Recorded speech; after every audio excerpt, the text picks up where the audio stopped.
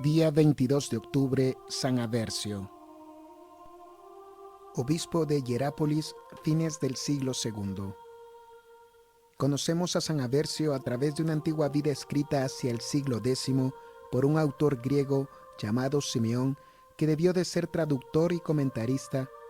Dicha vida se hallaba reproducida en los pasionarios griegos el 22 de octubre. El relato del referido autor fue publicado por el Hipómanos y Surio en una traducción latina. Ese texto, que el historiador Tilemone criticó severamente, contenía un diamante precioso rodeado aún de ganga, el epitafio del santo, pero en el siglo XIX la providencia permitió que se hallara y reconstituyera lo que es considerado como un monumento de los más célebres en la epigrafía cristiana. La última parte de su vida parece señalar el imperio de Marco Aurelio, que murió el año 181. Tal vez es la fecha adoptada por el martirologio. Reinando Marco Aurelio, se publicó para todo el imperio un decreto que mandaba a los ciudadanos ofrecer sacrificios y libaciones a los falsos dioses. Las solemnidades paganas revistieron con tal motivo una pompa poco usual hasta entonces, y el pueblo llenaba los templos en cumplimiento de las órdenes del emperador. En Hierápolis, ciudad de la Frigia Salutaris, que corresponde a la actual Esqui-Cara Gisar, y no en Hierápolis cerca de Licos, como se creyó mucho tiempo, radicaba la sede episcopal de Aversio.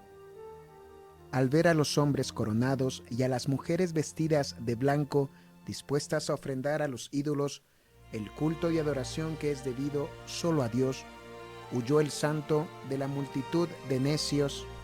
Profundamente acongojado y de rodillas en su oratorio, permaneció rezando largo tiempo.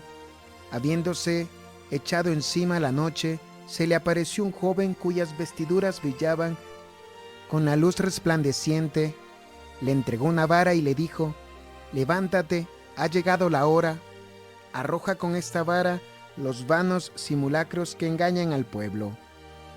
Sin miedo ni flojedad, con la presteza de quien cumple una orden de lo alto, llegó al templo y en medio de la quietud y soledad, sirviéndose de su larga vara, derribó a Hércules, a Apolo, a Diana y a Venus, convirtiéndoles en un montón de escombros. Los sacerdotes y guardianes del templo, ocupados aún en dirigir los manjares del banquete anterior, desconcertados ante el ruido del derrumbamiento, acudieron con antorchas y con gran sorpresa suya toparon con Aversio. Este, aprovechando aquel primer momento de estupor, les dijo: «Id y decid a los magistrados y al pueblo de Hierápolis que sus dioses, hartos de carne y embriagados de mosto, se han levantado unos contra otros hasta quedar hechos añicos». Y como los sacerdotes seguían sin articular palabra ante aquel insólito espectáculo, añadió el santo: «Recoged, si os parece, los restos y echad las piedras en un horno, así resultará una cal de mediana calidad. Otra utilidad no creo que podáis sacar de vuestros dioses». Y diciendo esto, los dejó en medio del mayor asombro, sin que osaran hacerle ni hablarle nada. Al día siguiente, apenas vinieron los primeros albores, se presentó una multitud compacta que, excitada por los sacerdotes, pedía a voz en grito venganza y sangre. «Arda la casa de Aversio», gritaban unos. «Incendios no», decían otros. «El gobernador romano lo impedirá. Prendamos a Aversio y que expire entre los más atroces tormentos». Entretanto, Aversio, sentado en medio de sus discípulos, los adoctrinaba como si para él no existiera peligro alguno. Se le advirtió que el tumulto crecía y que se acercaban para prenderle, a lo que respondió con tranquilidad: «Preciso es morir por Cristo. Pero tenemos tiempo de salvarnos todos y está aconsejado y decretado evitar la persecución», apuntó alguno. A lo que respondió el santo con calma: «Ya que lo juzgáis prudente, salgamos». Y fue a sentarse en el foro, donde pudo muy fácilmente proseguir su enseñanza mientras le buscaban para matarle. Exorcismo de 3 posesos ante Marco Aurelio. Contrariados, los paganos pensaron encontrarlo realmente en el foro, y en efecto allí estaba rodeado de unos pocos discípulos, predicando con santa libertad al aire libre. Quisieron martirizarlo, pero un espectáculo sorprendente los detuvo. 3 jóvenes endemoniados, conocidos en la ciudad, se presentaron a su vista lanzando gritos espantosos en medio de convulsiones indescriptibles. En nombre del Dios verdadero, Aversio, te conjuramos, cesa de atormentarnos antes de tiempo. La multitud, detenida súbitamente por este cuadro inesperado, tenía los ojos fijos en Aversio, cuya nobleza mezclada de serenidad y mansedumbre llenaba de admiración a los paganos, al propio tiempo que las contorsiones de los desgraciados les causaban horror. El obispo, levantando las manos, exclamó: Dios Todopoderoso, Padre de Jesucristo, cuya misericordia sobrepasa infinitamente la malicia de los hombres, te suplico, libres a estos 3 desgraciados de las cadenas del demonio, a fin de que todo el pueblo reconozca que eres el Dios único y verdadero. Y dándoles en la frente con la vara, vencedora ya de los ídolos, dijo: En el nombre de Cristo mi Señor y Dios, demonios infernales, os ordeno que salgáis del cuerpo de estos mancebos, y os prohíbo que los atormentéis en adelante. Apenas había terminado de decir estas palabras, los diablos abandonaron a sus víctimas, lanzando alaridos horrendos.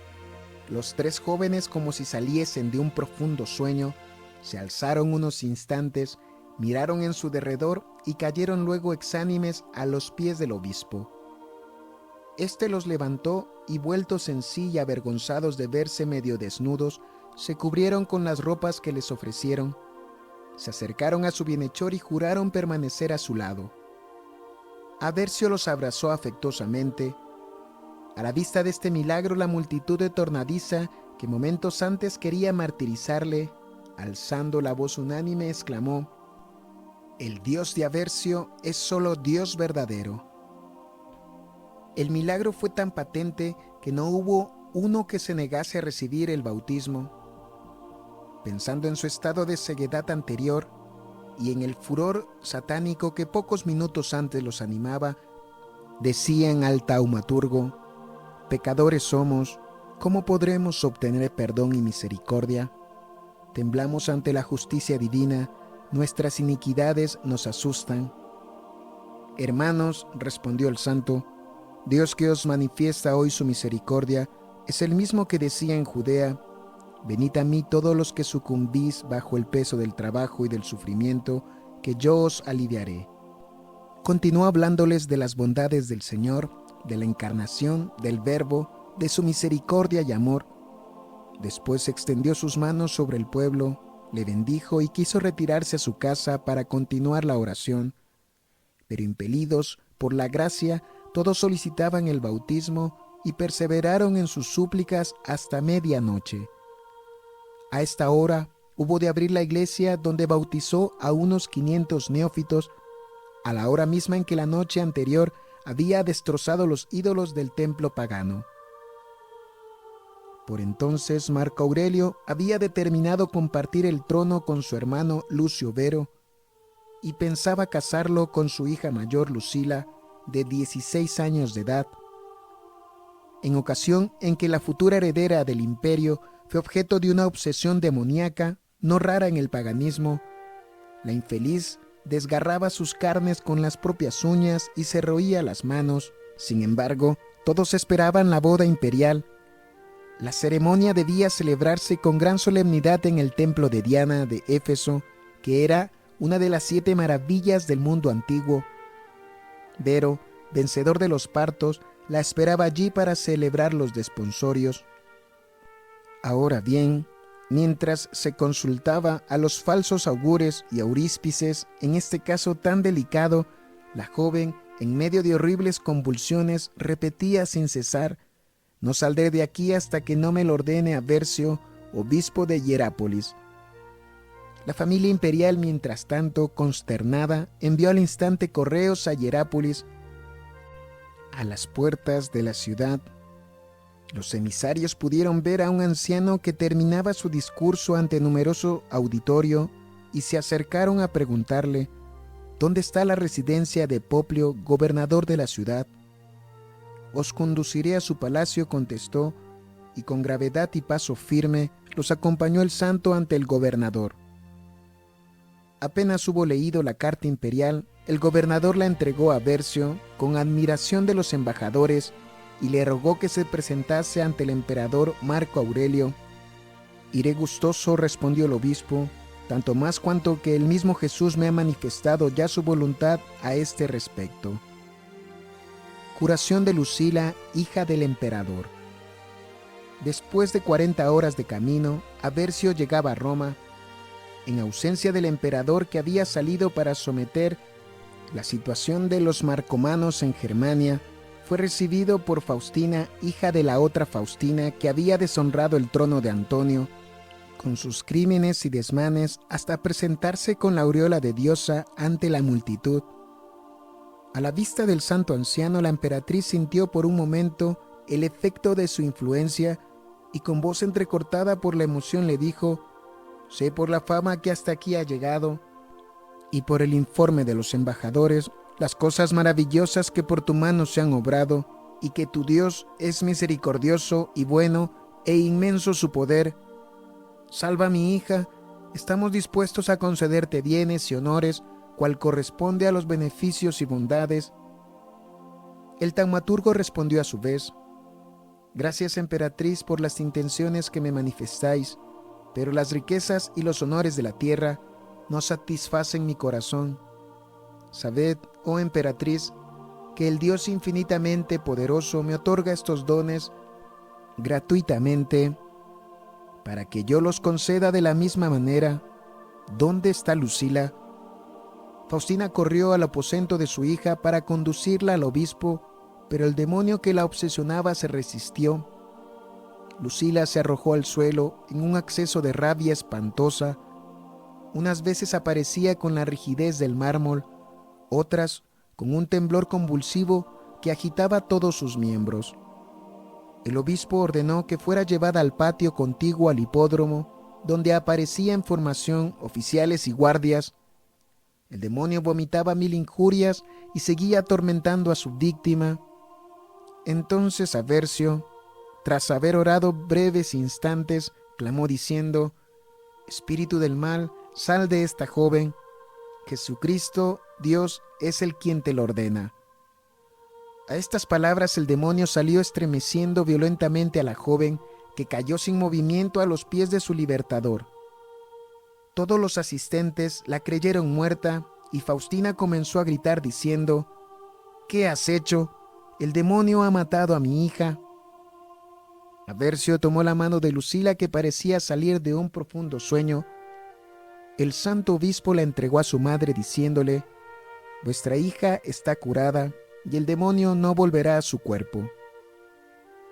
La emperatriz entonces, deshecha en lágrimas, se precipitó sobre su hija y pasó largo rato abrazándola, cubriéndola de besos.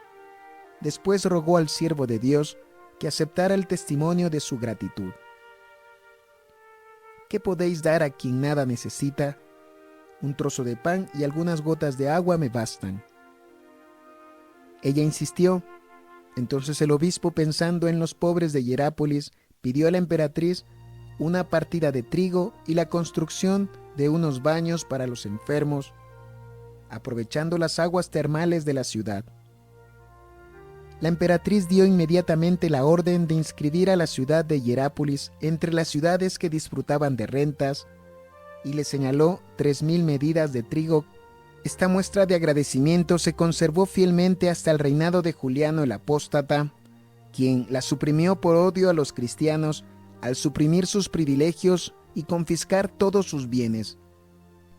Mientras los correos comunicaban a Marco Aurelio y Vero la feliz nueva de la curación de su hija, Lucila, Aversio permanecía en Roma edificando a las asambleas de los cristianos con la elocuencia de su palabra y el ejemplo de sus virtudes.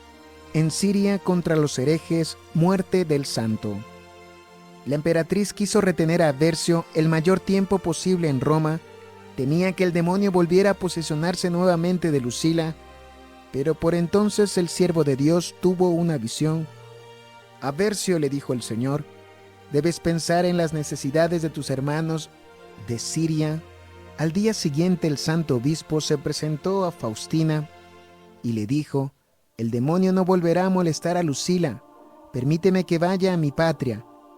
Y como el santo manifestara la intención de recorrer las provincias de Siria, Faustina puso a su disposición un barco que recaló en Seleucia.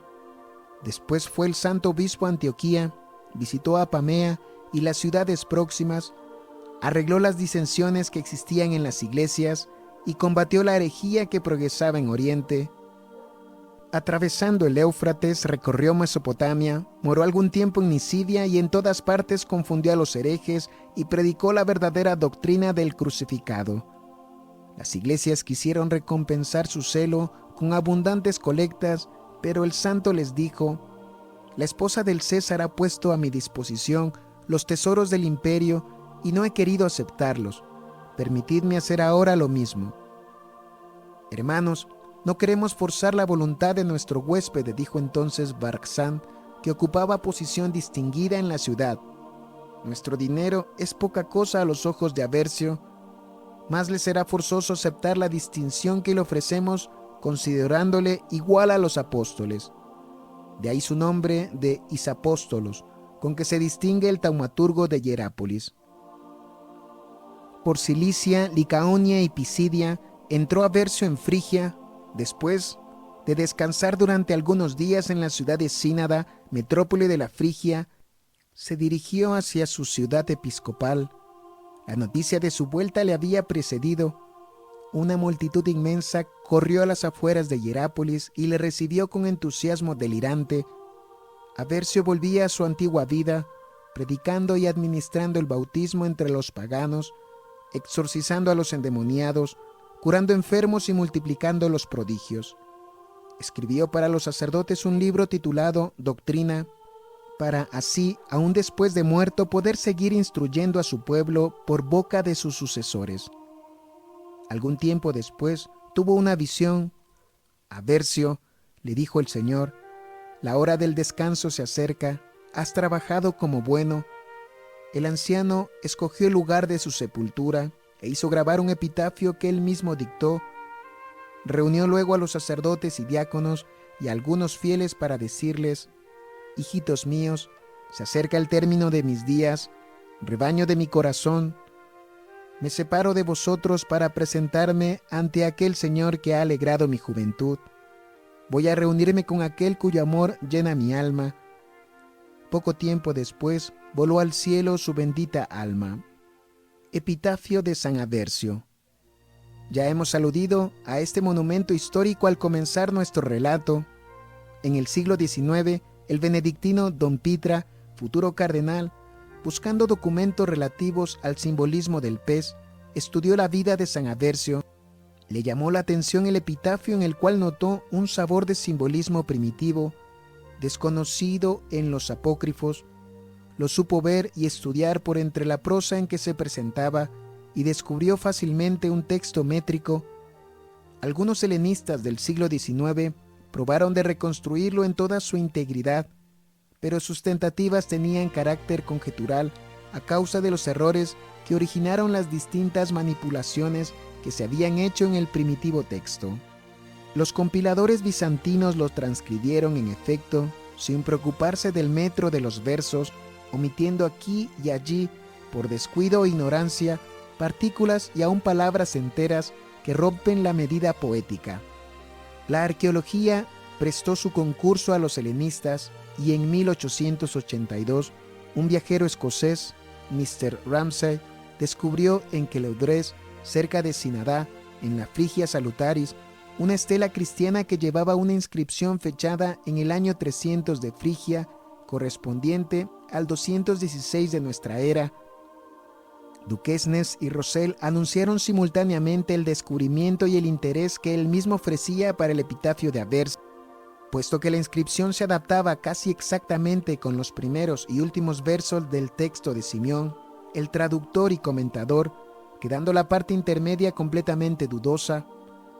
Al año siguiente, Mr. Ramsay volvió a Hierápolis y descubrió en el muro de un baño público 2 fragmentos epigráficos que resultaron ser la parte central del epitafio de Aversio, algunas lagunas que no se adaptan exactamente al texto transmitido por Simeón. Fueron objeto de profundas discusiones que han ayudado a establecer una versión actualmente aceptada como definitiva. Véase la traducción.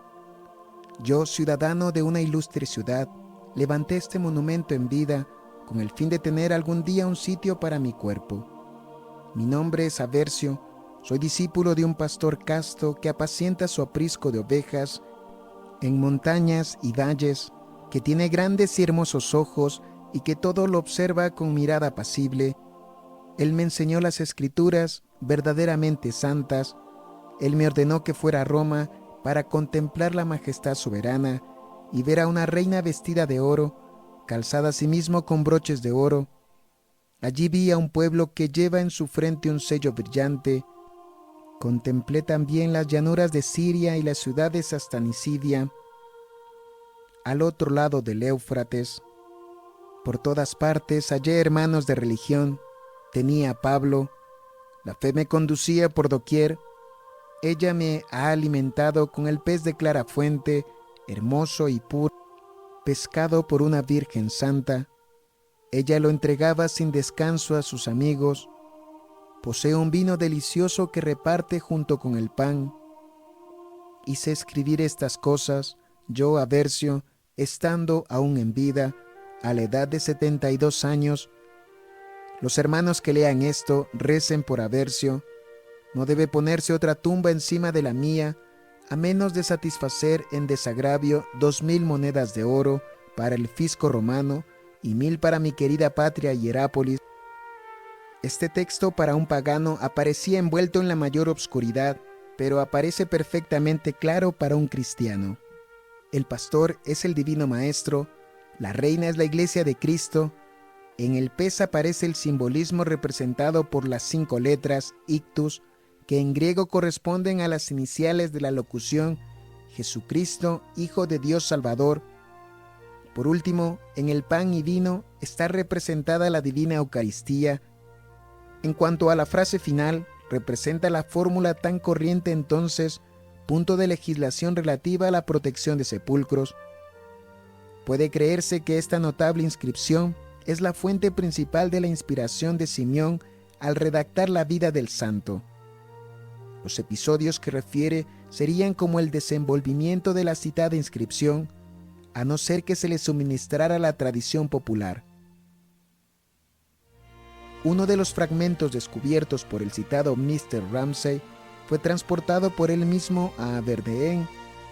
Por indicación del arqueólogo Rossi, el patriarca de los armenios católicos ofreció el otro a León XIII en ocasión de su jubileo episcopal, y fue precisamente el sultán Abdul Hamid II quien lo llevó en el mes de febrero de 1893. Duquesne intervino posteriormente cerca de Mr. Ramsay y este tuvo un gesto parecido, por lo cual los 2 fragmentos se hallan actualmente en Roma en el Museo de Letrán.